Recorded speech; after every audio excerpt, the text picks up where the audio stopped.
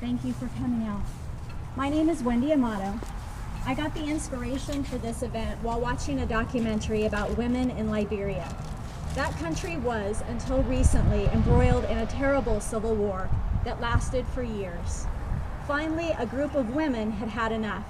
They printed up white t-shirts that said "Peace Now," and they sat together in the market. Instead of selling things, they prayed, they sang, and they talked about how to spread the message of peace. Day after day, they sat in the market, month after month. Their numbers grew, and they got noticed. They sent a message to the country's leader asking for an end to the attacks. News spread, and other countries in Africa started pushing for peace talks. The women talked to their friends and relatives who talked to the warlords and got them to agree to a summit.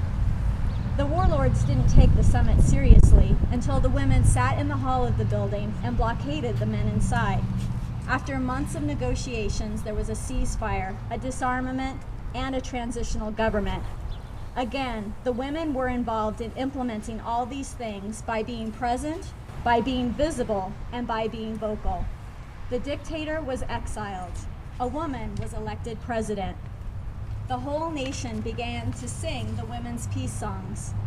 What an incredible thing for a small group of women to accomplish.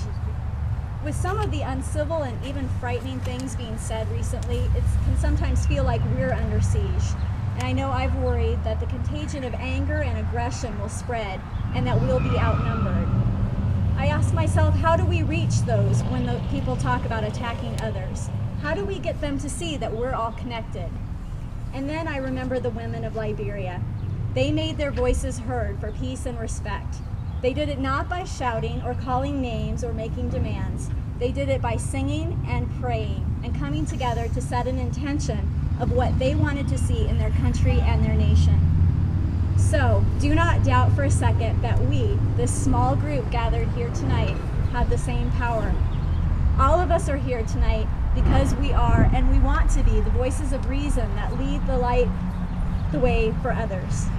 We are here together because we care about one another and about our community. The issue then is, how do we convince others who are spreading misinformation, violence, and even hatred? How do we light the way for them to move from fear to love? We start by understanding that many of those who are angry are victims. They're being taken advantage of by fearmongers. We could almost feel sorry for them, but pity won't help. Pity comes from a belief that we are separate and one person can look down on another. Compassion is different. It's realizing that we are all basically the same. We've all heard scientists say that we're 99.9% genetically the same. But let's take a moment to really feel that. Let's take a moment to take that in and to realize that we are not only almost identical, but we are connected fundamentally. Quantum physics is starting to prove that our thoughts and our emotions create an energy field which extends outside our bodies and actually mingles with other energy fields of other people. It sounds weird, and it is. It's a little unnerving to know that somebody's bad day is interfering with your energy. But the good news is that our positive energy radiates outward to others. And while we may not conquer someone's negativity, we can certainly help. Again, this is not just new age mumbo jumbo. This is something that scientists and researchers are proving day in and day out. It's easy to feel that harmony right now because we're together with a supportive group, people with similar objectives and values. Now the hard part, extending this feeling towards those we don't agree with. That's not to say that we condone their words or actions when they are angry and aggressive, or ignore their ignorance. But we do look for common ground. We all, regardless of our backgrounds, want a good life for our children and our families. We all want a strong and prosperous city, state, and nation. We just differ on what that looks like and how we think we should get there. Even this evening, there may be things said that you don't agree with or that might even offend you. If you're not a Christian, the prayers might offend you, or there may be things said in speeches that you oppose. If that's the case, I apologize. but I ask you to look past any unintentional transgressions and focus on our larger mission. We are all connected, and we can all unite to be a voice of peace and reason and harmony. And as we open our hearts, we can give others the confidence to do the same. We can speak with courage and conviction about the need for justice, and not just legal justice, but economic and social justice, where everyone is treated and treats others with respect, where everyone has their basic needs met. Civil rights attorney Brian Stevenson said in a recent commencement address, "Those ideas in your mind are not enough. To actually say things that change the world, those ideas in your mind have to be fueled by conviction in your heart." He continues, "I believe we have to judge our society not by how we treat the rich and the privileged and the favored and the empowered. We judge the civility and quality of our society by how we treat the poor, the condemned, and the imprisoned." That's why we're here tonight, to help each other speak out against injustice, and more importantly, how to help each other light the way to a more just society. We stand and sit together here tonight to create an intention of a better Carlsbad.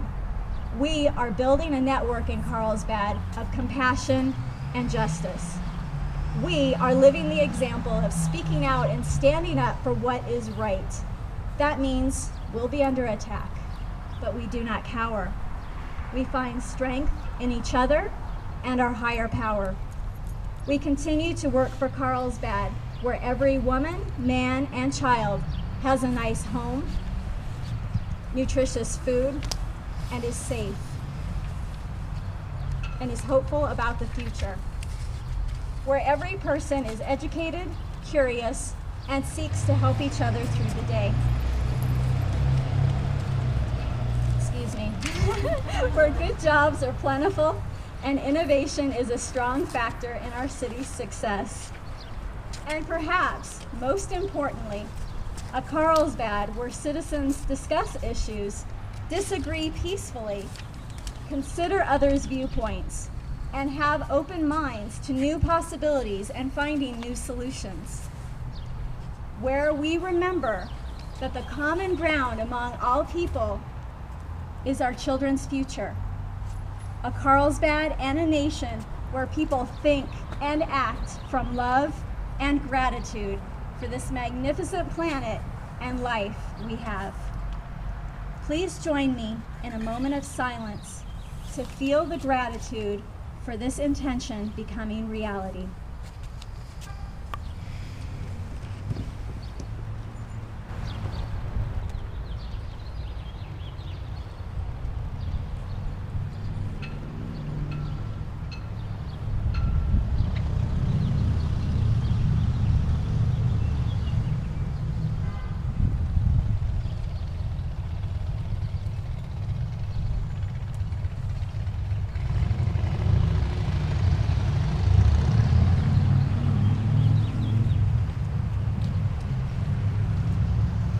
Thank you.